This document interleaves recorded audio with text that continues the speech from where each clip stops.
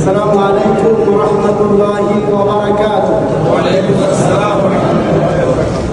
الحمد لله رب العالمين والعاقبة للمتقين والصلاة والسلام على رسوله الأمين.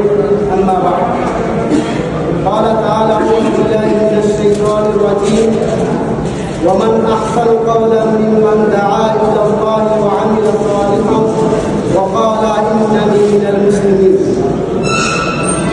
وقال النبي صلى الله عليه وسلم: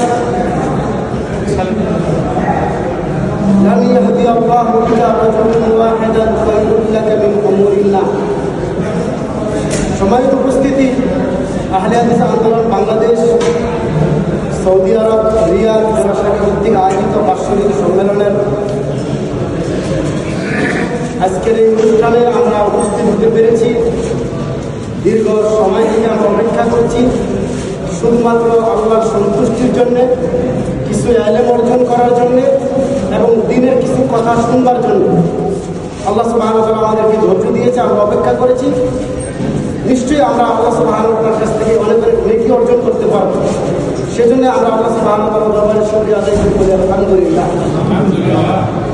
দুরূদ ও শান্তি দ্বারা বর্ষিত হোক বিশ্ব মানবতার মুক্তির দূত নবী সাল্লাল্লাহু আলাইহি ওয়াসাল্লামের প্রতি, যা আদর্শকে বাস্তবায়ন করার জন্য মূলত আমাদের লক্ষ্য উদ্দেশ্য।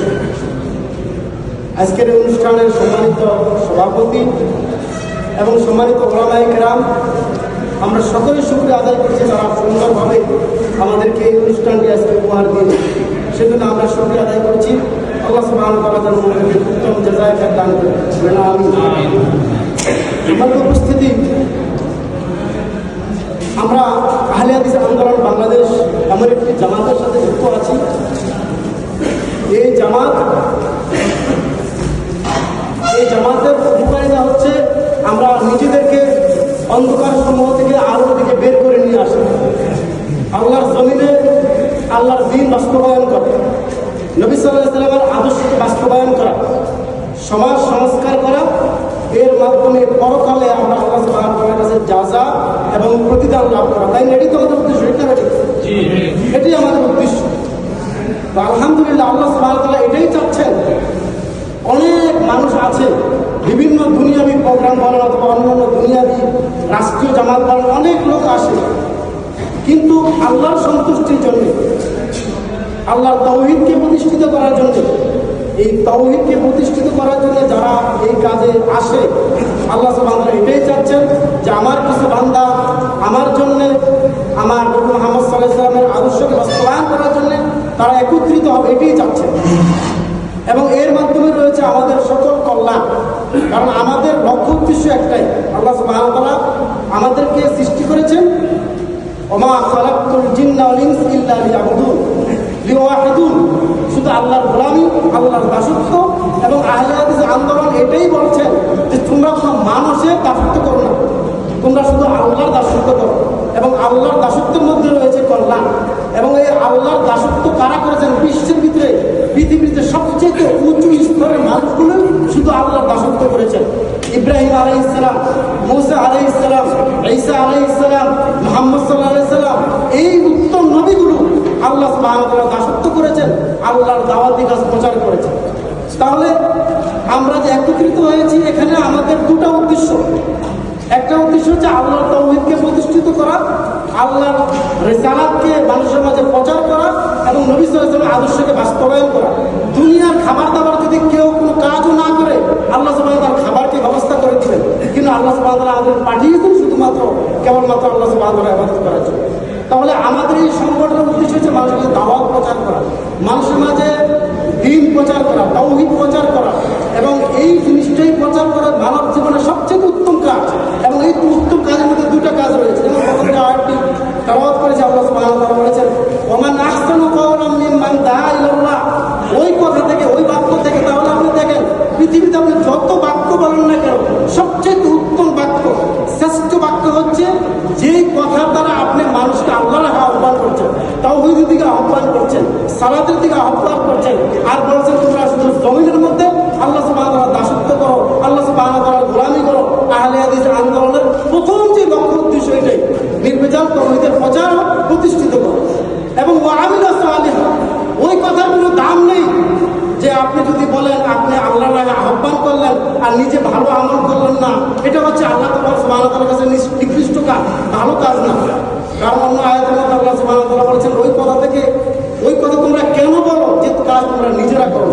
তাহলে দুটি বিষয়, একটা হচ্ছে ওমান আহসানু কাওলাম মিম্মান দাআ ইলাল্লাহ, তোমরা আল্লাহর কাছে মানুষকে আহ্বান করো, তাওহীদের দিকে আহ্বান করো, মানুষকে অন্ধকার সমূহ থেকে লিতুখরিজান নাসা মিনাজ যুলুমাতি ইলান নূর এই দিকে নিয়ে আসো। আর ওয়া আমিলা সালিহা ওয়া ক্বালা ইন্নানি মিনাল মুসলিমিন, আর তোমরা নিজেদেরকে মুসলিম হিসেবে দাবি করো। এটা মানে এই না যে আমি নিজেকে মুসলিম পরিচয় দিতে হবে। যখন আমি আয়াত নিয়ে কোনো কাফেরের কাছে যাব তখন বলবো ওয়া ক্বালা ইন্নানি মিনাল মুসলিমিন, আমি মুসলিমদের মধ্যে থেকে আসছি তোমাদেরকে হেদায়েতের বাণী পৌঁছানোর জন্য। আর যখন এই আয়াত নিয়ে কাফের মুসলিমের কাছে যাবো ওয়া ক্বালা ইন্নানি মিনাল মুহতাদিন, আমি সংশোধনকারী। তার মানে এখান থেকে এটা প্রমাণিত হয় না যে আমি নিজেকে মুসলিমই পরিচয় দিতে হবে।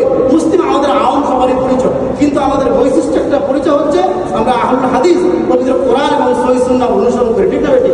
এটাই আমাদের আসল পরিচয়। তাহলে আমাদের আমল ছাড়া যেমনিভাবে তাওহীদ প্রচার করা যায় না, আবার তাওহীদ যে ব্যক্তি প্রচার করবে ওই ব্যক্তি নিশ্চিত ভালো আমল করবে।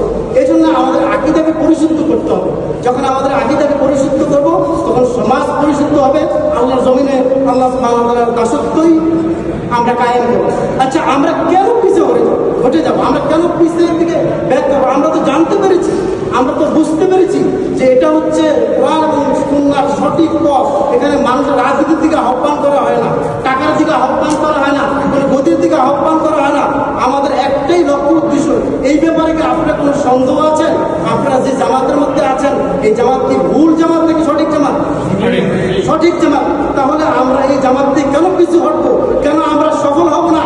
সাহাবায়ে কেরাম, তাবেঈন, তাবেঈন, আইম্মায়ে মুজতাহিদ, একটা এলাকার মধ্যে একজন ছিল, তার কাছে তার চরিত্র, তার উত্তম ব্যবহার, অকল হোসনা, ভালো কথার মাধ্যমে তার কাছে হাজার হাজার লক্ষ লক্ষ মানুষ ইসলাম গ্রহণ করেছে। অথচ আমাদের একটা এলাকার মধ্যে আমরা 50 জন আলেম থাকলেও আমরা মানুষকে দিনের দিকে আহ্বান করতে পারি না। তার মানে আমাদের ইখলাসের ত্রুটি আছে। ঠিক না বেটি? এই জন্য আমাদের ইখলাসকে বাড়াইতে হবে, আমাদের মুআমালা বাড়াইতে হবে, মুআশারা বাড়াইতে হবে, ভাইদের মাঝে দাওয়াতি কাজ করতে হবে। কিন্তু এখন আমাদের নিজের পাশের রুমের ব্যক্তিকে আমরা দাওয়াতি কাজ দিতে পারছি না। এই জন্য ইসলাম প্রচার করার জন্য, ইসলাম পৌঁছানোর জন্য সবচেয়ে বড় একটা হাতিয়ার হচ্ছে ভালো কথা, উত্তম চরিত্র, মুআমালা। বিভিন্ন জামাতগুলোই দেখেন, আমরা এই ইঙ্গিতে বলছি যে জামাতগুলো যাদের সাথে ভালো কমিউনিকেশন করতে পারছেন তাদের কিন্তু ফলোয়ার বাড়ছে, তাদেরকে পয়সা দিচ্ছে, টাকা দিচ্ছে। অথচ আমরা একটা প্রোগ্রামে টাকা পয়সা কিছুই পাই না, তারা সব দিয়ে দিচ্ছে, বেতনের 50% দিয়ে দিচ্ছে। অথচ আমাদের ডাক্তার গালিব সাহেব মাত্র আপনার স্যালারি 25% অথবা 20%, 25% না 2%, দুঃখিত 2% বলছে, আমরা সেটাও দিব, সেটাও আমরা দিতে পারছি না। এই জন্য ভাইজান, আমরা যেহেতু দিনের সঠিক দাওয়াতি কাজ আমরা পেয়ে গেছি, সঠিক মানহাজ পেয়ে গেছি, অতএব আমরা কেন সফল হব না? আমাদের আকীদা পরিবর্তন করতে হবে, আমাদের ইখলাস পরিবর্তন করতে হবে। যত বেশি আপনার ইখলাস থাকবে তত বেশি আপনার দাওয়াতে বরকত হবে। যখন আপনি ইখলাস চলে যাবে আপনি নিজেই বুঝবেন যে আমার দাওয়াতি কাজে বরকত হচ্ছে। সময় তো ভাই আমার বন্ধু, এবং এই দাওয়াতি কাজটা কত বড় গুরুত্বপূর্ণ কাজ।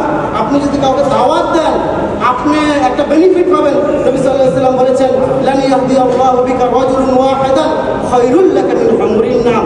আপনার কথার দ্বারা, আপনার কাজের দ্বারা আপনি যদি কোনো দিনী ভাইকে আহ্বান করেন তাহলে যেন আপনি লাল একটি উট আল্লাহর রাস্তায় কুরবানি দেওয়ার চাইতে উত্তম কাজ করেন। সুবহানাল্লাহ। অতএব আপনি দাওয়াতি কাজ করেন, দিনের দিকে মানুষকে আহ্বান করেন, এবং আমাদের দুনিয়াবি ভোগবিলাসে আমরা ফলো করবো না। যদি আমরা দুনিয়াবি ভোগবিলাসে ফলো করি তাহলে আমাদের জন্য রয়েছে জাহান্নাম। আল্লাহ সুবহানাহু ওয়া তাআলা বলেছেন, মান কানা ইউরিদুল হায়াতাদ দুনিয়া ওয়া যিনাতাহা নুওয়াফি ইলাইহি আ'মালাহুম ফিহা ওয়া হুম ফিহা লা ইউবখাসুন উলাইকা লাইসা লাহুম ফিল আখিরাতি ইল্লান নার। আল্লাহ সুবহানাহু ওয়া তাআলা বলেছেন, মান কানা ইউরিদুল হায়াতাদ দুনিয়া, আপনি যদি দুনিয়াতে শুধু জিনাত, পোশাক আশাক, টাকা পয়সা, ভোগবিলাসী করেন, আল্লাহ সুবহানাহু ওয়া তাআলা আপনাকে দিবে, ওয়া হুম লা ইউবখাসুন, কমিয়ে দিবেন না, সব কিছু দিবেন। উলাইকা লাইসা লাহুম ফিল আখিরাতি ইল্লান নার। যদি আপনি দুনিয়ার ভোগবিলাসী কামনা করেন, আল্লাহর দ্বীনের দিকে আহ্বান না হন, দ্বীনের ইলম না অর্জন করেন, দ্বীনের প্রচার না করেন, যদি এমনটাই করেন, উলাইকা লাইসা লাহুম ফিল আখিরাতি ইল্লান নার ওয়া হাবিতা মা সানাউ ফিহা বাতিল মা কানু ইয়ামালুন। আপনি দুনিয়াতে যা ইনকাম করেছেন পরকালে সকল কিছু বাতিল হয়ে যাবে। তাহলে আমাদের লক্ষ্য উদ্দেশ্য একটাই থাকা দরকার, আল্লাহর জমিনে আল্লাহর দাওয়াতি কাজ করবো। একটাই উদ্দেশ্য, একটাই আমাদের চেতনা এবং একটাই আমাদের লক্ষ্য উদ্দেশ্য থাকা দরকার যে জমিনের মধ্যে আল্লাহ সুবহানাহু ওয়া তাআলার পক্ষ থেকে যেমনিভাবে নবীকে আদেশ করা হয়েছে, নবী আপনি মানুষকে অন্ধকার সমূহ থেকে আলোর দিকে বের করে নিয়ে আসেন কোরআন এবং সুন্নাহর মাধ্যমে। আলিফ লাম রা কিতাবুন আনজালনাহু ইলাইকা লিতুখরিজান নাসা মিনাজ যুলুমাতি ইলান নূর। হে নবী, আপনার উপরে যে আমি কোরআন নাযিল করেছি, এই কোরআন আপনি মাঝে মাঝে প্রচার করেন এবং তাদেরকে অন্ধকার সমূহ থেকে আলোর দিকে বের করে নিয়ে আসেন।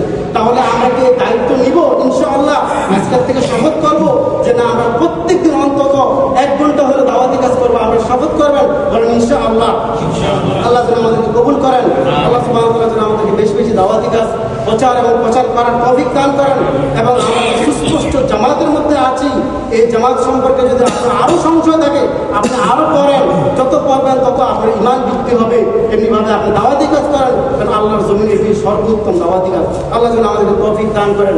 আল্লাহ যেন আমাদের সুস্পষ্ট দিনের উপরে ইস্তেকামত রাখেন। হাযা ওয়া সাল্লাল্লাহু ওয়া সাল্লাম নবিয়ানা মুহাম্মদ ওয়া আলা আলিহি ওয়া সাহবিহি আজমাইন। আসসালামু আলাইকুম।